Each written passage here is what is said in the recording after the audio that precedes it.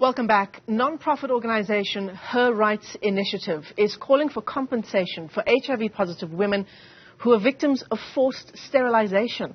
It wants government to establish rehabilitation programs for the victims, including mental health treatment. The organization is expected to hold a media briefing today to expand on these various issues. But its founder, Dr. Sethembiso Mthembu, and one of the victims, in fact, Lukhanya Skokula, join us in studio ahead of that media briefing a little later on this morning. To both of our guests, thanks very much indeed for coming into studio. Dr. Mthembu, I want to begin with you this morning because just reading the introduction to this story, it seems absurd that this would be happening in a democratic country, that women are forced into sterilization because they are HIV positive. It's not a new issue, goes as far back as 2015? Yes, it's not a new issue at all. It actually has been happening for 3 decades. Her Rights Initiative, together with the Women's Legal Center, we represent 85 women who are victims of sterilization in the country. Obviously it's HIV-positive women and, basically targeted to end their fertility as HIV-positive women. So we've been working on the issue for quite some time. In 2015, we filed a complaint with the Commission for Gender Equality, seeking justice around compensation. We wanted the state to stop the violation and the state to change the law on forced sterilization, and indeed the state to provide support, mental health support and other support to HIV-positive women who are victims. The state is obliged, to do so because forced sterilizations is defined in international law and regional law as torture. And the CGE investigation, which found that the state had committed 26 human rights violations, confirmed that women are victims of torture. So it also made a torture finding. Sure. The CGE investigated for 5 years, so between 2015 and 2020, released the report in 2020, and we started to engage with the Department of Health as per one of the recommendations of the CGE, recommendation 12.4. Those negotiations have not worked. The Department of Health last interacted with us in June 2021. So now, because, this is torture, it's not just the bad doctors violating us. I'm one of the victims as well. So it is torture. So the state president is responsible to immediately, once the torture victims are identified, provide support, which is mental health support, and also support for reproductive health, because some of the women in our group have operations that have not healed for 15 years. Because remember, these are not just your normal operations, they are violent operations, and we're saying now that it's 16 days of activism, actually the doctors are using medical instruments as instruments of violence to violate us. Yeah. So we want the state president to provide mental health support services in line with the Convention of Torture, the UN Convention of Torture, and the African Union Convention of Torture. We also want the state president to set up a mechanism, be it a judicial commission or a committee that will determine a compensation of the victims in line with the law, and that commission has to be informed by the experiences of HIV-positive women. The Commission for Gender Equality, which you've named a number of times now, this finding of cruel, torturous, inhumane and degrading treatment. Lukhanya, I want to bring you into the discussion. You're also a victim of this. What I find interesting in the findings of the Commission is that it says women living with HIV are not being provided with adequate knowledge before being asked to consent to a sterilization. I mean, how did this happen to you? And I'm so sorry to have to ask you to describe it to us again. Thank you for having me. My story was in 2004, and I was going into labor. There were drips, everything, you name it. I was really going into labor, and one of the nurses notified me that I'm going to have to be sterilized. And then the doctor came. At that time, I think I was around about 20. And I was not aware of the long-term consequences or effects of sterilization. So I asked to speak to my then husband, and I was told no, because I'm going into the operating room immediately when they cut, because I was going to go into labor through cesarean section. So immediately when I'm on the table, then there's nothing they can do. They have to sterilize me then and there. But why this urgency to have to sterilize you then I and have there? no idea. And then I asked at least to speak to my mother, because I knew she would give me, adequate information. And I was told no, otherwise I'm going to have to go. And I was like, but I'm in labor now. And I was told, ma'am, here are the forms you need to sign. We are going to sterilize you, without any knowledge of what does it really mean to be sterilized at 20. Yeah, yeah. So that's how it happened. Dr. Mthembu, it's like the women that are cited in this report, like Lukanye, were tricked into signing these consent forms.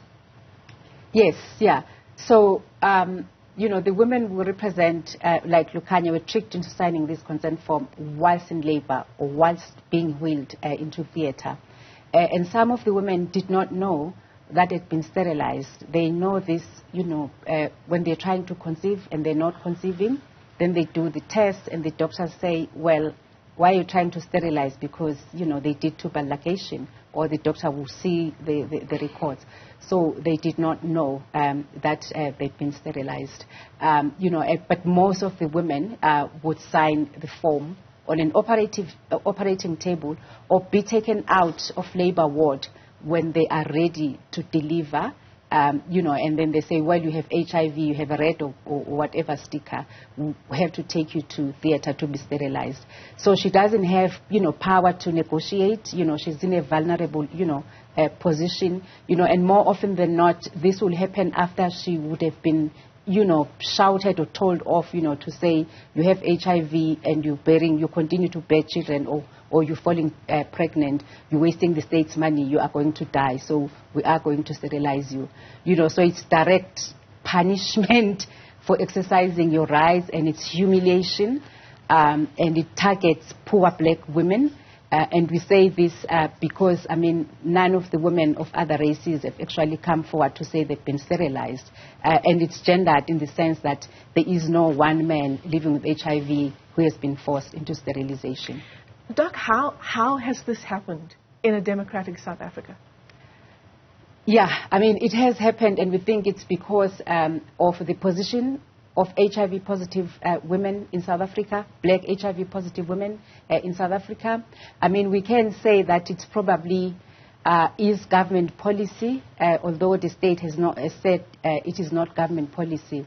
But we represent women from 4 provinces. And the research we did prior, the research the University of KwaZulu-Natal did prior to us filing the complaint, realized that actually in various provinces, in various hospitals, the modus operandi is the same. To be the same. Yeah. And remember, the operation, the sterilization costs money. So if you are removing someone who's ready to give birth, and you're taking this person naturally, you're taking this person to theatre, the state is actually, paying, money for that. So we think it is government policy which could be silent. And also now, when you look at, policies or programs that are integrating HIV services into sexual and reproductive health services, like when you look closer to them, you realize that actually these programs are about ending fertility of HIV-positive women. Look, Anya, it's obviously a very, very difficult thing for you to talk about. Yeah.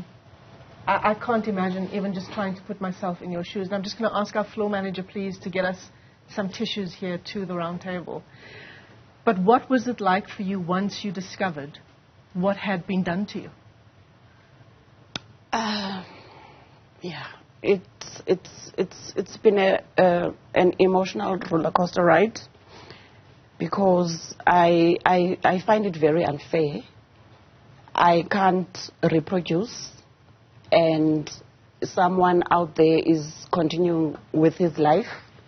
I've since married, I've met a wonderful man, and I can't give him, a family. And in the black community, there's also pressure with the in-laws you know, you get crucified. Thank you so much. It's really painful. It's really painful. I mean, when we talk about setting up this inquiry, Dr. Mthembu, and we talk about compensation for the pain that women like you and Lukhanyo have been through, where does one even begin with compensation? Yeah, we're talking about compensation because that's what the law says, you know, and women's lives have been ruined, and as Lukhanyo says, because what it does, it introduces a very nuanced, you know, form of violence against these women. You know, obviously violence, you know, will lead to more violence. So women have lost their marriages. You know, there are women who have operations that have not healed for 15 years, for an example. You know, there are women who have lost, you know, their sanitary, you know, dignity. Women have lost their homes, you know, because there is currency, you know, particularly in our culture. Fertility is currency. And women... It's just a violation of the absolute highest form. Yes, yeah, it is defined as the worst form of violence. And in the group of 85 women, which we represent, 32 of them are on psychiatric medication. And this happens because a group of psychiatrists who are in solidarity with us, you know, came forward to assist us to get these women into medication. Yeah, and the psychiatrists are from the University of KwaZulu-Natal Medical School, the discipline of psychiatry, and VITS, you know. And the state, you know, the state has not, like, taken responsibility, because even if it's not about compensation, you know, the state has a duty to treat you as a patient.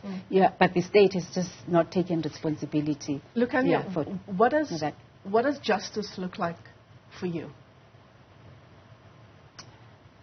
For me, it's all about removing whatever clause there is that led to the doctors to come up with this thing. If you're HIV positive, for instance, my doctor said, you need to sign these forms because you people are going to die and leave orphans behind. 20 years later, I'm still here.